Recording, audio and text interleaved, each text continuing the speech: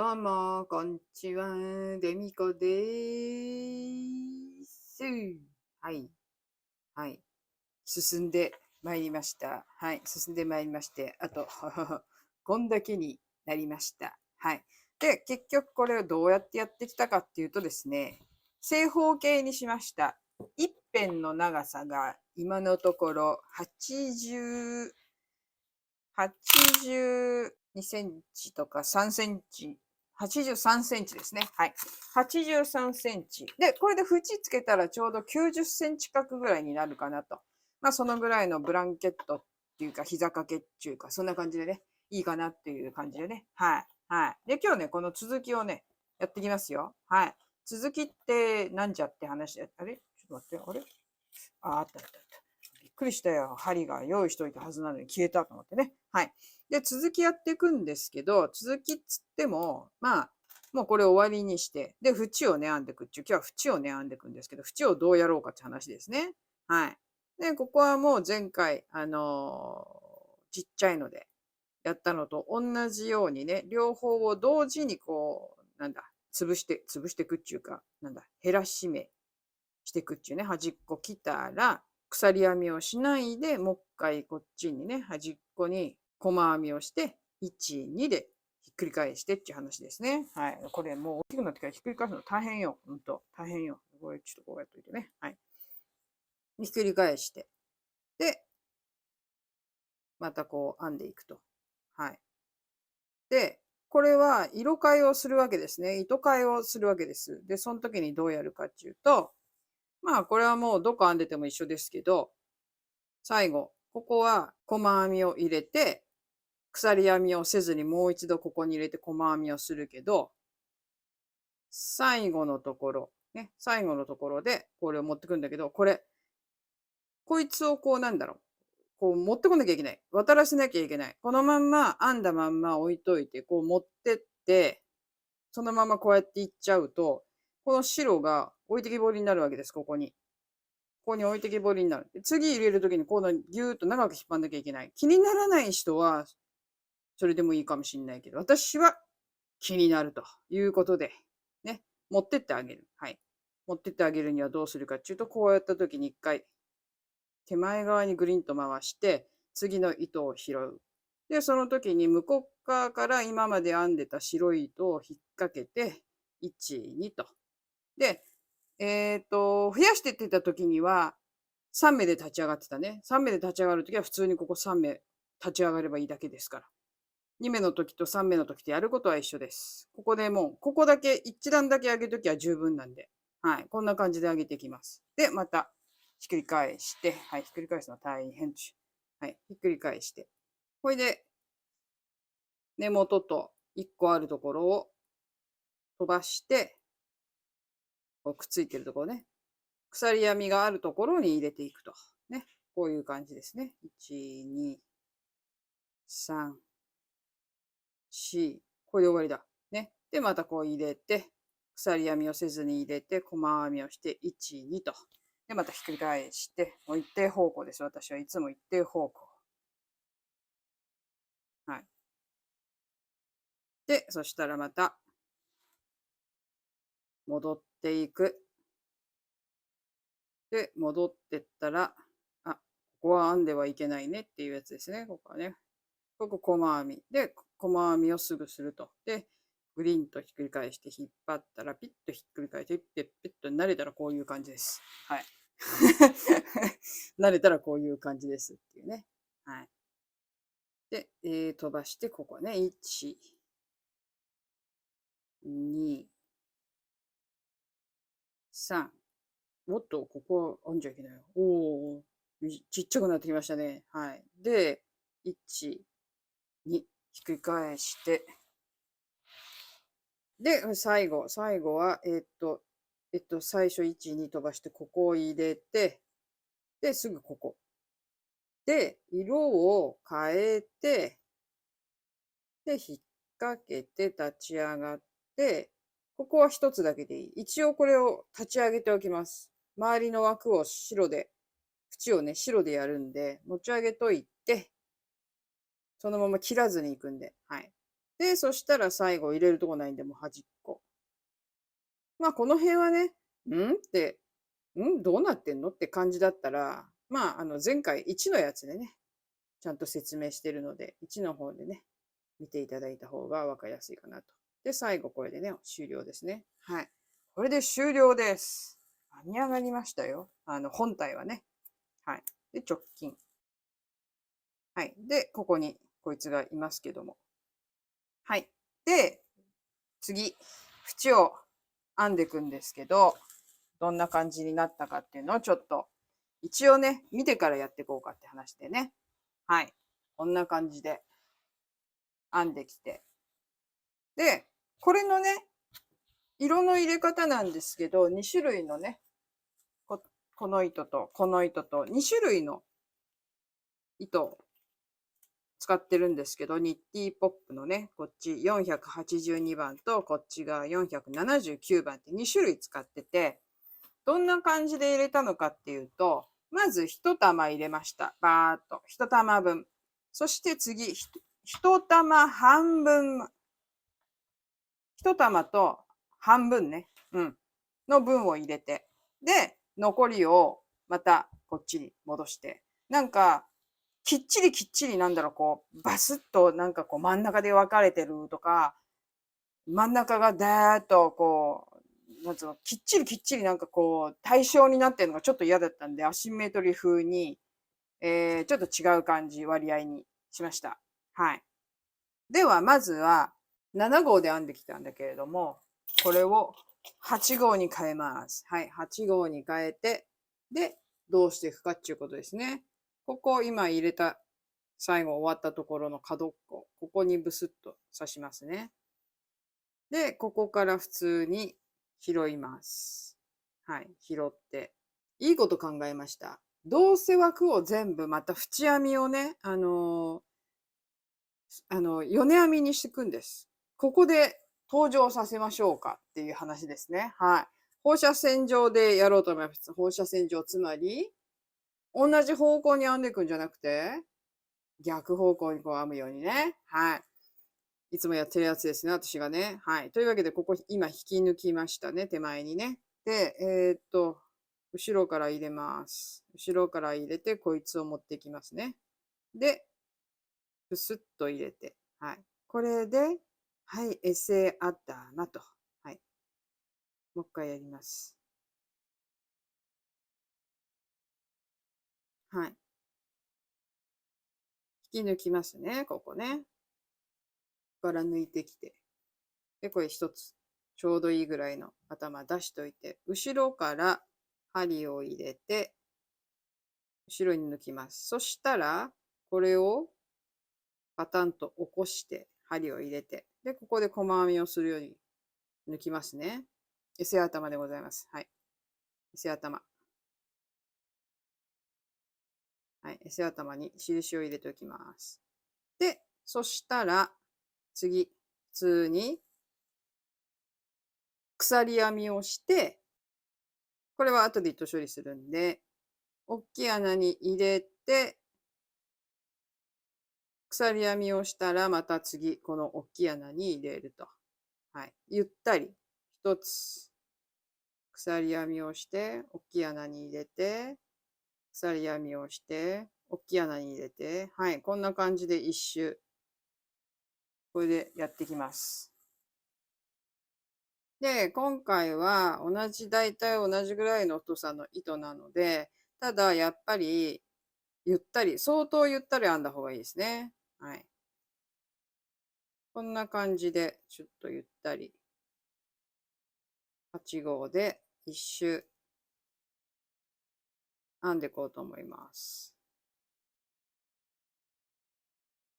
はい、角っこまで来ました。角っこに今一番最後のでかい穴に入れました。最後にでかい穴入れたら、1個鎖編みをして、もう1個角っこを探してあげます。こっちの大きい穴に入れずに、もう1個角っこね、こう、角っこの目にこうやって入れてあげます。これは、編み始めと編み終わりのところには、ね、こうやって穴があるから、こうやって角っこ入れられるんだけど、ここには穴がないので、探してあげます。このこっち側のね、逆サイドもそう、こっちもそうなんだけど、もうすでにこっちは編んであるんだけど、編み始めと編み終わりどこじゃ。編み終わり。編み終わりどこ？あ、ここか。ここや。編み終わり。ね。ここは穴があるからいいんだけど、これないじゃん。この脇っちょの方は。なので作ってあげます。で、ここで角っこを、で、作ってあげるんだけど、同じ穴でもちろんね。同じ穴でこうやって入れてあげたら、鎖編みをして、大きい穴に入れる。なので、こっち側サイドは、大きい穴に入れたら、もう一個角っこ作ってあげる。そういう感じですね。はい。じゃないとちょっとかっちょ悪いことになるんで。それたら、また普通に、あと残りこの辺だけなので、最後のこの一辺を編んでいこうと思います。結構ゆったり編んだ方がいいです。釣れないようにね。はい。はい、最後の穴まで来ました。最後まで来たら、角っこちょっと特殊なやり方します。放射状のその米編みをするとき、スクエアをね、編むときと同じ方法でやります。で、1個ここに鎖で編みます。で、ここに S 頭があったんですけど、ちょっと今取っちゃったんですけど、S 頭。ここは、ここの分の鎖編みがない状態。で、ここ今鎖1個編んで。だからここを作ってあげなきゃいけないんだけど、これを細編みでするっていう感じですね。S 頭を拾ってあげて、ここに細編みをちょっと待って、全部3本取りたい。はい、ここにある。よし。で、これ取って、ここに細編みをしてあげます。で、これなんでこれをやるかっていうと、目を角っこに残しておいて、おきたいからですね。はい。で、そしたらちょっと一つ立ち上がって、本来であれば逆サイドからまたぐるーっと違う今度色で編んでいくんで、これはね、放射状の米編みっていうやつの動画を見てもらえればわかると思うんですけど、ただ今回は縁編みなので、縁でね、とりあえず、別の色を入れていくんだけれども、すぐ一段しか編んでないのに入れるっていうのはちょっと私的にはちょっと嫌なんでっていうか、ある程度の高さが出てから違う色を入れようと思ってるんで、ここで往復編みをしていきます。ひっくり返します。はい。ひっくり返して、で、まあまあ、とりあえずここは一つ細編みを普通に入れときます。はい。で、頭にこう一応残しといてね。残しといてっていうか、これ入れといて。はい。で、そしたら、細編みの後は鎖編みをして、細編み、鎖編み、細編みと普通に米編みをしていきます。これで2段目をぐるーっと編んでいきますね。ゆったり。だいぶゆったりって感じだけどね。うん。でもまあ8号で編んでて、普通に編んでて、普通にちょっとゆったりめに編んでるぐらいで、多分大丈夫だと思うんだ。これで釣れるっていうこともないだろうし、スカスカっていうほどでもないだろうし、まあ色入れてみないとわかんないけどね、ちょっとね、どんな感じになるのか。でもこんな感じでちょっと編んでいこうと思います。はい。もう一段一周していきます。で、どうしようかなと次。まあでももう一段ぐらい入れるかな。多分全部で3段入れようかなと思います。じゃあ同じ感じで、今これ2段目編んでるけど、3段目までずっと白を入れていこうと思います。だいたいね、縁なしで今のところ本体で83センチだったんで、この縁がね、3センチ、4センチの間に収まるぐらいがいいんですわ。この縁がこのぐらいかなになるように。うん。なので、とりあえず、白で3段編んでいこうと思います。往復編みで、とりあえず3段。これ今2段目です。なので、3段目まで全部ちょっとダーッと編んでいっちゃおうと思います。次色をね、入れるところまで。はい。はい。3段目まで編んできました。で、3段目まで編んできたので、ここいらでちょっと色を変えようと思います。で、最後に細編みしたところのこの目のところにこれを入れておきます。はい。ね、ゆったりゆったり編んできたけど、どんな感じかなって、だいたいなんとなく釣れてないような、釣れてない、大丈夫、大丈夫。はい。大丈夫だと思います。はい。で、そしたら、これの対角、こっちですね。はい。これが、こう、ちょっと半分にこうやって折ると、まあ、今まで編んできたのはこっち側、表側。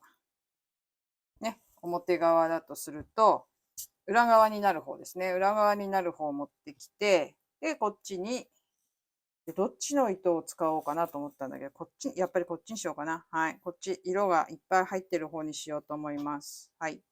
で、これ普通に刺して、持ってきて、向こうからね。で、そしたら手前置いといて、さっきと同じですね。後ろから入れて、で、通して、引く。はい。もう一回、ぶっ刺して、向こうから普通に引き抜いて、で、これをちょっとこう手前置いといて、で、後ろから針を入れて、向こう側に糸を通したら、針を手前からこう入れる、両方ね。はい。で、抜く。で、これ、エセ頭状態になってるので、ここにマーカーを一つ入れておきます。マーカー、用意してなかった。はい。このエセ頭ですね。私がいわゆるエセ頭。後ろから来てる部分ですね。こうなって、ここの部分に入れておきます。で、ついでに、こいつもね、拾うんで、この後ろの、このもう一本通ってるやつ、表と裏と通してるところ、3本拾っておきます。その方がいいと思うんで。はい。はい。で、そしたら、同じように、普通に鎖を編んで、よね編み、ね、細編みをして、鎖編んで、細編み、同じようにずっとよね編みをしていきます。これは1段だけです。1段だけにしておくんで、これ普通に編んでいきます。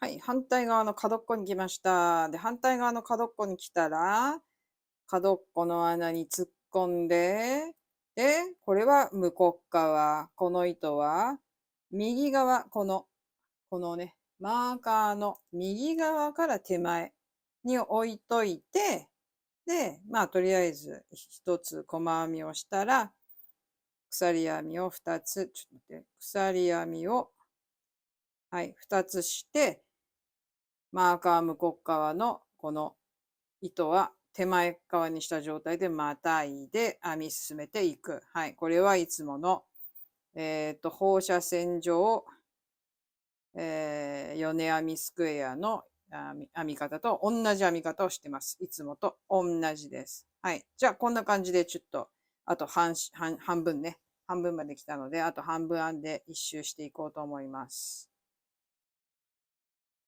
はい、角っこまで来ました。で、そしたら、鎖編みを一つして、で、ここ3本拾って、ぐっと、はい、入れて、はい。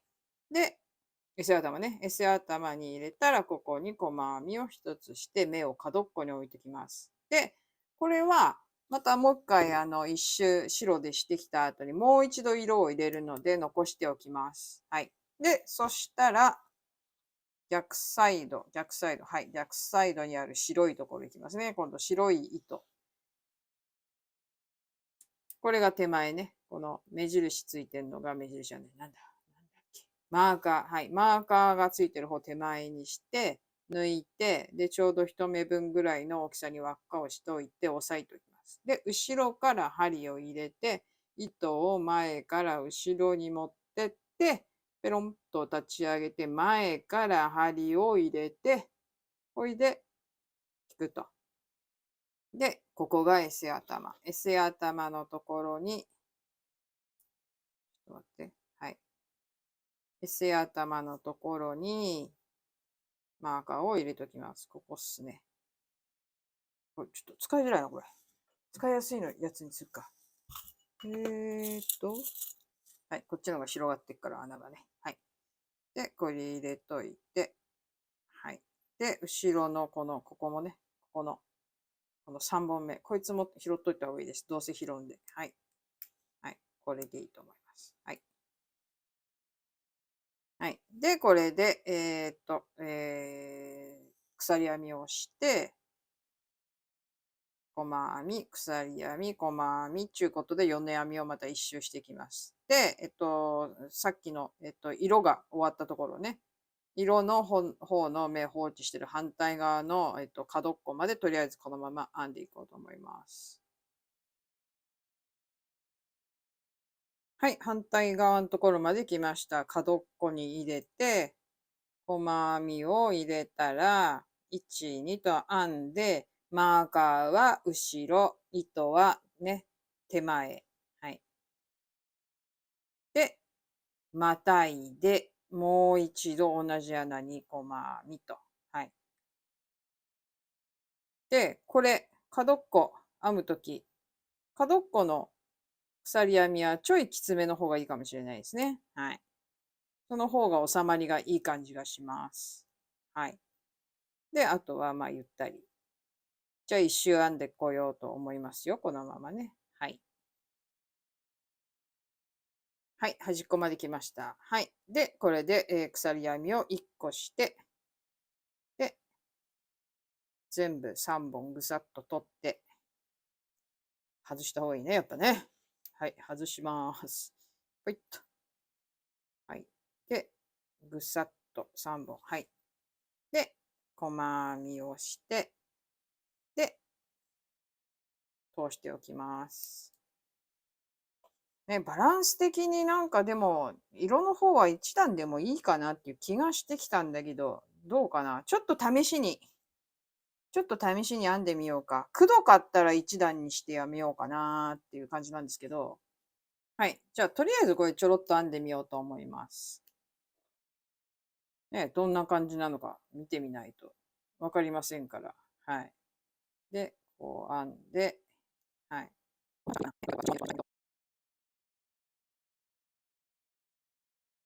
くどいかな。うん。よし、やめよう、やめよう、やめよう。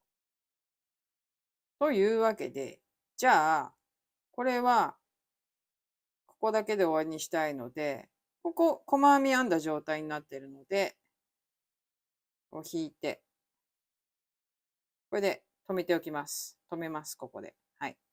止めてしまいます。ハサミ、ハサミ。はい。はい。これでいいや。色は一段で終了にします。はい。で、色は一段で終了にしたので、後でこれは糸処理をするとして、さっきの止めた白いとこね。白い糸。これをさらにあと、何段編もうかな。あと、1段、2段、2段かな。あと2段編もうと思います。はい。なので、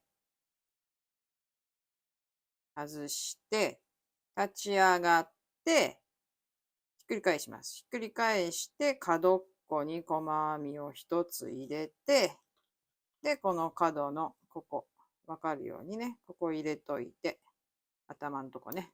はい。で、これで、あと、とりあえず、えっと、2周かな。2周だな。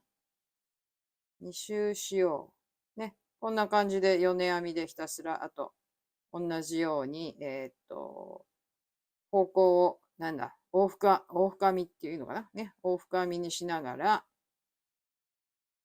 編んでいこうと思います。そしたらちょうどいい感じになるんじゃないかな。多分90センチぐらいにトータルでなるんじゃないかなと思うんですけど。うん。いいんじゃないかな。こんな感じで。とりあえず一段こんな感じで編んでいこうと思います。はい。はい。最後のとこまで来たので、最後、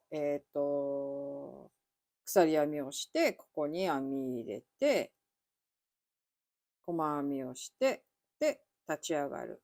で、ここはもういいかな。これ外して、はい。外して、はい。で、ひっくり返します。で、こっち側が表、こっち側が表なんで、表側で最後編み上がるっていうか、終わりにしたいんで、最後もう一段。今度は、普通に、普通に細編みをして終わりにしようと思います。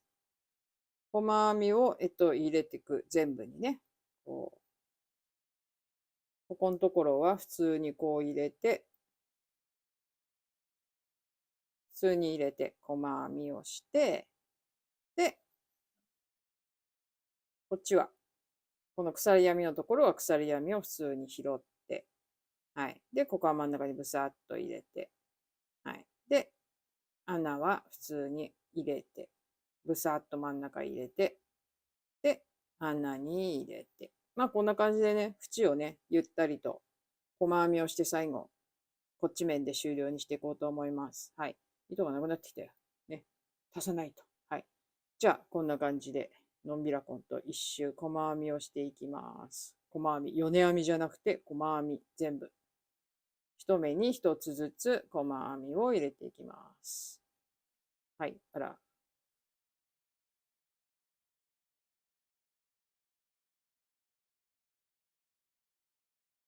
はい。はい。継ぎ足したところ、ここ、縁編みになるんで、縁の部分になるんで、ボコーっと出るのが嫌なんで、これは後で糸処理をします。はい。いやー、やっとここまで来ましたよ。はい。何日？ 1 週間ぐらいで編んだのかな。そうだね。1週間だね。ちょうどね。なんだかんだでね、ほら、どうやって色っていうか、どの割合で糸を入れようかなとかさ、なんか大したことないことだけど、結構悩んだりとかして、そういうところで結構私悩んだりするんでね。そう。あとは大きさだね。大きさを最初だから、正方形にしようか、長方形にしようかで、まずすっごい迷うでしょ。角っこに来た時に、って考えて、うん。で、正方形にしようと決めたんだけど、今回は。最初の動画で、長方形で編んだからっていうのももちろんあるんだけれども、まあでも正方形にした理由はまあそうだね。うん。糸の量かな、やっぱり。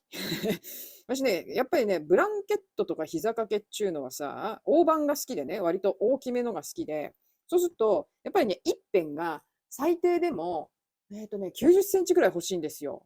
まあ、これ趣味だからね、しょうがないんだけれども。私はね、90センチぐらい欲しいんですよ。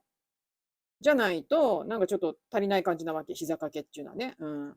だから、まあ大体最低でもそのぐらい、一辺そのぐらいに編むとなると、長方形にするとね、計算上、10玉、全部で白と合わせて10玉使うと、ちょうどね、90×120 ぐらいのサイズになって、まあ私的には一番ちょうどいいサイズなんですね。だけど、まあそんなにね、まあ膝掛けっていうぐらいだったら、別にそんなになっての、1枚大きいのあったらそんなにね、大きいの何枚もあってもしょうがないかなとか思って、で、じゃあ90センチぐらいでいいかななんつってね、90センチ角ぐらいでね、そんなもんでいいやと思って、それで今回は正方形にしたわけですよ。ね。正方形だったらまあ膝掛けにしろ、ブランケットにしろ、ベビーブランケットみたいな感じだよね。だからね。ちょうどいいサイズじゃないかなと思って。しかも、やっぱり10玉とかになると、1つが 50g だから 500g でしょ。まあ結構重いっちゃ重いよね。うん。で、これは今回は何玉使ったかな？ 1、2、3、4玉だ。4の8、8玉か。だから 400g。まあそこそこ重いんだけどさ。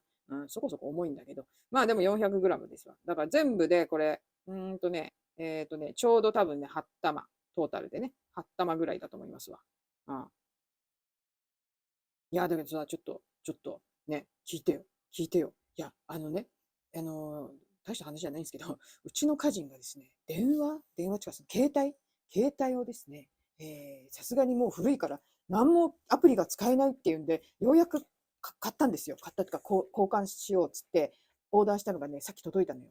で、何を買ったかっていうと、ここまでね、何を使ってたかっていうことをまず言いますね。なんと踏ん張って iPhone6S をね、今まで使ってたんです。安いからやっぱり型落ちだから。うん。だから、なんていうの、その時に出ている最新版を、うちの家人っていうのは絶対買わない人なんですわ。そう。絶対買わないから。だから、型落ちをいつも買うわけですね。で、前回は 6S なんつうのを型落ちで買ったわけですよ。当時はもうだって10、当時10か、10ぐらいだな。ほいだら、うちの家人が今回今、いくつまで出てるの？ 15 まで出てる？ 14、15？ 今 15？ 15ぐらいか。ね。これでようやく13にしたわけですね。13がやっぱり型落ちで、まあ、定価よりもかなり半額までいかないか、3分の2ぐらいの金額かな。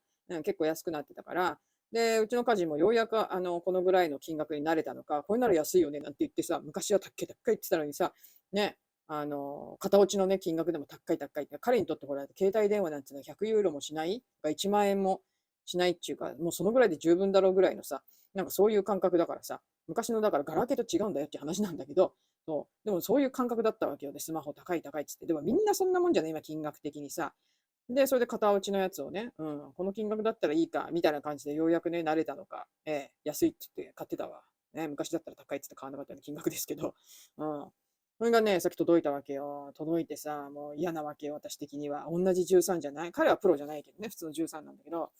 そしたらさ、もうさ、分かってるわけ。もうね、これどうなってんの？あれこれ何っていうのが絶対あるじゃない。あのさ、6からだよ。6からいきなり13だよ。ね。どんだけもう仕様が変わってんだって話じゃない？で、私も最初13にした時は8からの移行だったからさ、やっぱりさ、どうなってんのこれみたいなのがいっぱいあって、え、スクショどうやって撮んのとかさ、全部仕様が変わってるじゃない。いちいち調べなきゃいけないんだけれど、で、私はさ、ほら、自分先にそういうの使うからさ、別に私の新しいの好きなわけじゃなくて、ただ13プロはこれはまあ、そうね、13プロ、14が出る直前かな？ 14 が出る直前に買ったのかな私はね。で、それで13の、使ってて、ほいで、なんだろう、やっと慣れて、ね。で、それ慣れるまではさ、もう自分でやるしかないわけじゃない。どうやってやんのこれ。この機能はどうやってやんのみたいなさ、そういうのいろいろあるじゃない？前まではこうだったのに全然違うじゃんとかさ、あるわけよね。で、いろいろそういうのをさ、自分でやったのに関わらず、うちの家人の場合は、分からなければ全部私に聞けばいいと思っててさ、もうほんと、だからまだね、開けただけでね、中身見ただけでね、いろいろね、設定はしてないの、今日はまだね。明日やるとか言ってて、まあ明日はだからさ、携帯付きっきりかもしらんぐらいのね、まあ付きっきりって言ったって大したことないんですけど、その前にお前古い電話の方ちゃんと、なんだ、パソコンの方に一応バックアップ取っといてくれよっていう話でね。まあ、今はね、通さなくっても直接できるから、便利なんだけど、さて、ところで、それ、6S でもできるよねみたいな、ちょっとね、まあ、できなきゃできないで別につなぎゃいいんだけど、パソコンでね。よくわかんないからさ、私もさ、ほら。ね、まあでも8から変えた時はできたからできんじゃねえかなと思うんだけどさ。うん。いやー、だけど本当、いやー、うちの家人もとうとう、13かって。最初はなんかもう iPhone やめるって言ってたわけよ。なんか iPhone のなんだ、商業主義が気に入らねえとか、どこも一緒だよって話なんだけどさ。でもさ、私的にはさ、同じ機種の方が楽なわけ。やっぱりね。だって違う機種のこと聞かれても全然わかんないからさ。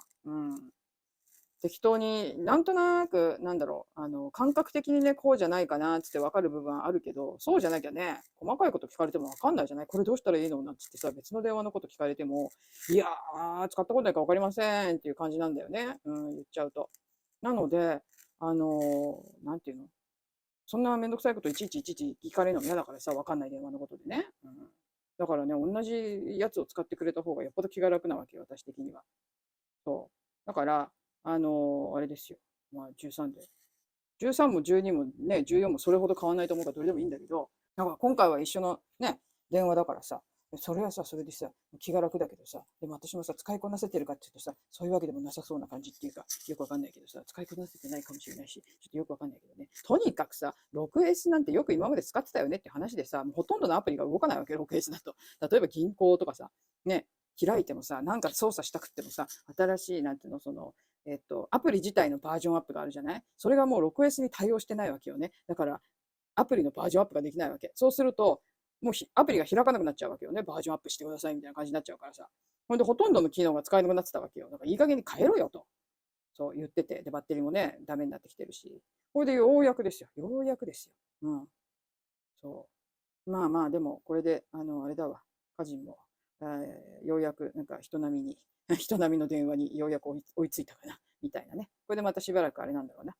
何年使うか知らないけども。でも 6S だってそんなに何年？ 3 年、4年ぐらいか。4年ぐらいかな。ね。それでも、そのぐらい使ってたかな。音がしちゃいかん。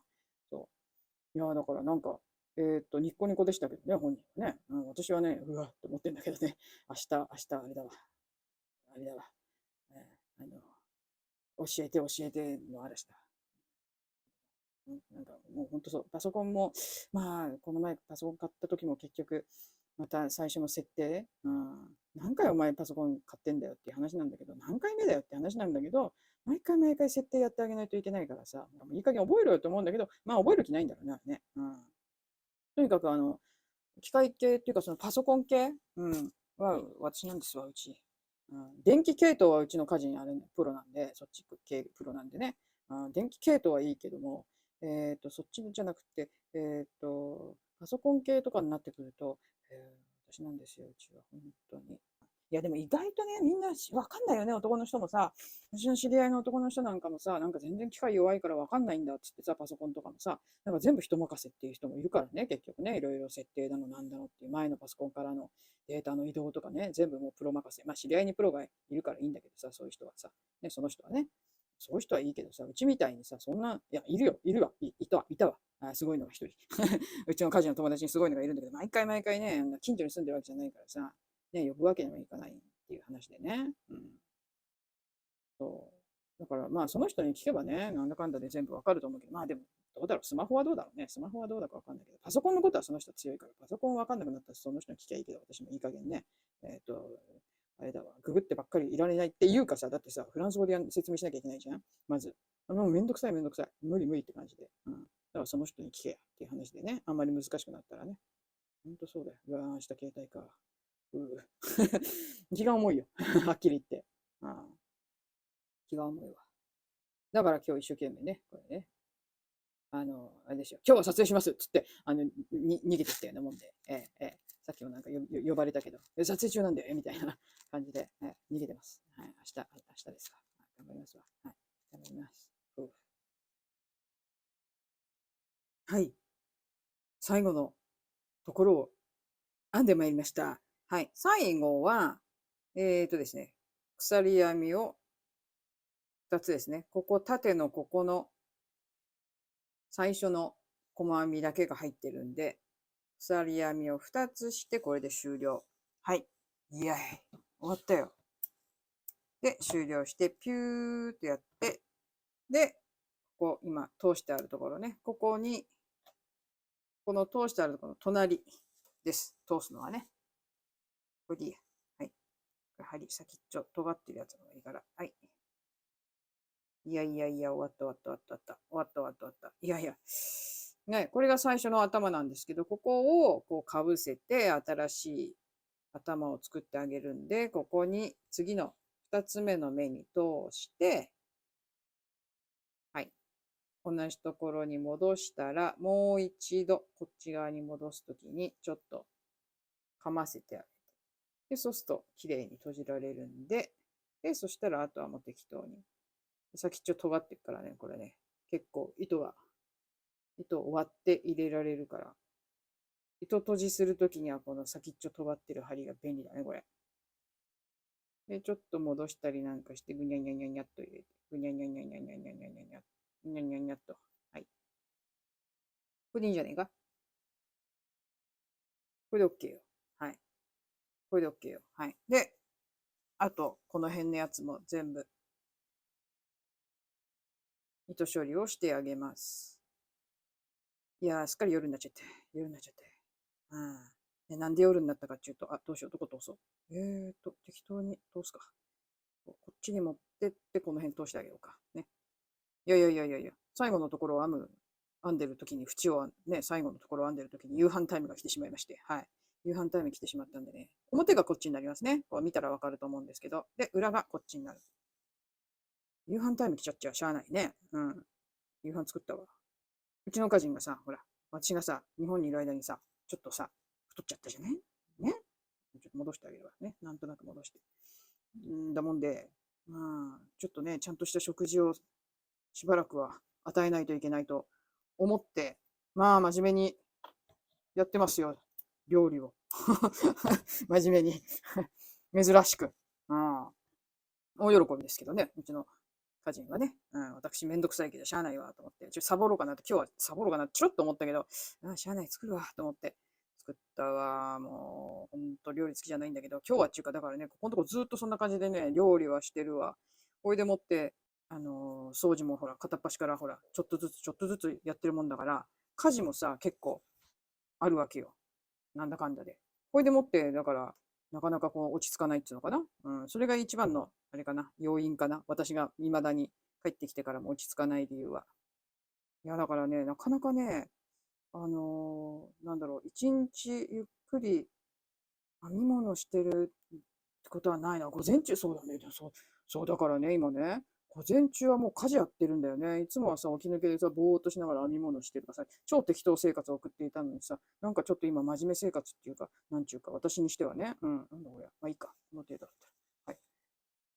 はい。だからね、なんか編み物にやっと手をつけられるのがこう昼前みたいな感じになっちゃって、そう、ちょっと落ち着かないっていうか、で、午後何してるかって言うと、午後になると眠くなっちゃってさ、眠くなっちゃって、うん、なんかね、なんかこう、ちゃんとしっかりこう編み物ができないっていうかね。はい、できました。こんな感じで。はい、大丈夫かな。ね。はい、大丈夫、大丈夫。はい。あ、出来上がりましたよ。はい。さあ、どんな感じでしょう、全体像は。っていう感じで、じゃあ、ちょっと端っこからこう、全体像、なかなかこう、でかいから見えないかもしれないけど、出来上がりました。はい、端っここんな感じ。いいんじゃないこれ。ちょろっとこう入ってて。かわいいね。かわいいね。色もいいね。いいね。こう全体的にこんな感じでございます。はい。じゃあちょっとサイズを測ってみましょう。カメラには入りきりませんが、サイズを測りたいと思います。はい。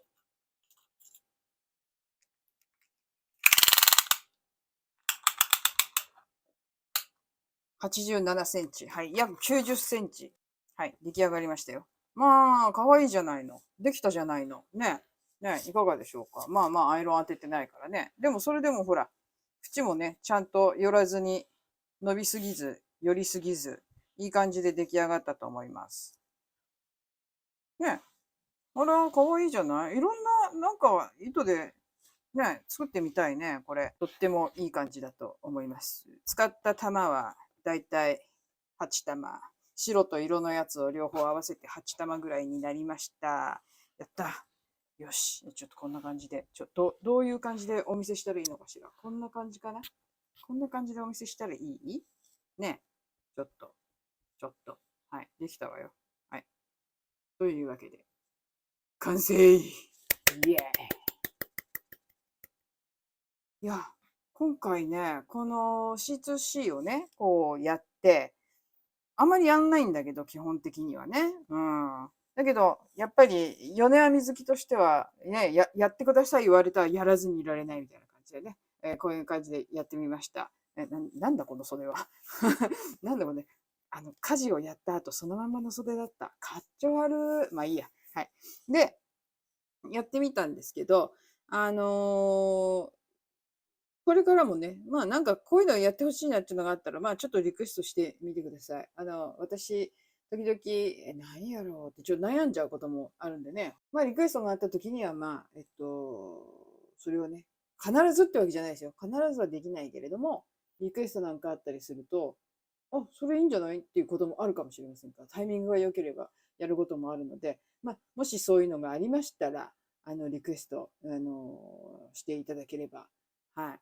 これからも、すべてではないですけれども、あ、じゃあこれやってみようかなっていうのがあったらやってみたいと思います。ということで、今回は C2C で、まず前半ね、前回の動画ではちっちゃいやつをね、なんだ、ちっこいの編みました。長方形で編みました。今回はでっかいやつを正方形でね、編んできたやつを仕上げるということで仕上げてみました。ね、こんな感じで皆さんやってみていかがでしょうか。ね、これはもう前回のやつは色変えしないでそのまま編んだやつ。で、今回のやつは、こうやってね、色変えしながら編んだんですけれども、まあ、この編み方で言うと、やっぱり、グラデーションの糸とか、ピッチの長い段染めですね。うん。それもいいんじゃないかなと思ったんで、ってことは、この形に C2C にするかどうかわかりませんけれども、こういう感じで、C2C じゃなくてもいいね。思いついたよ。うん。まあ、ちょっとね、考えて、ちょっとまた同じようなものになっちゃうかもしれないけど、まあやろうかなと思ってます。はい。というわけでございます。じゃあ本日もここまでご覧いただきまして、どうもありがとうございました。また次回、すぐにお会いしましょう。というわけで、本日はここまで。では、さよなら。でさ、これ編んでる途中でさ、電話明日やるって言ってたのにさ、携帯ね、携帯やるって言ってたの、こう、縁をね、こうやって編んでる時にね、これ、何これっつって持ってくんのよ、携帯を。家人がね。うん。これ何これどうすんのもう、勘弁してよっていう感じ。明日やるって言ってって感じなんだけど。まあ、しょうがないわね。おもちゃみたいなもんだからね。うん。しゃあないっちゃしゃあないけど。まあいいわ。そのうち使い慣れてもらいましょう。はい。では、バイバイ。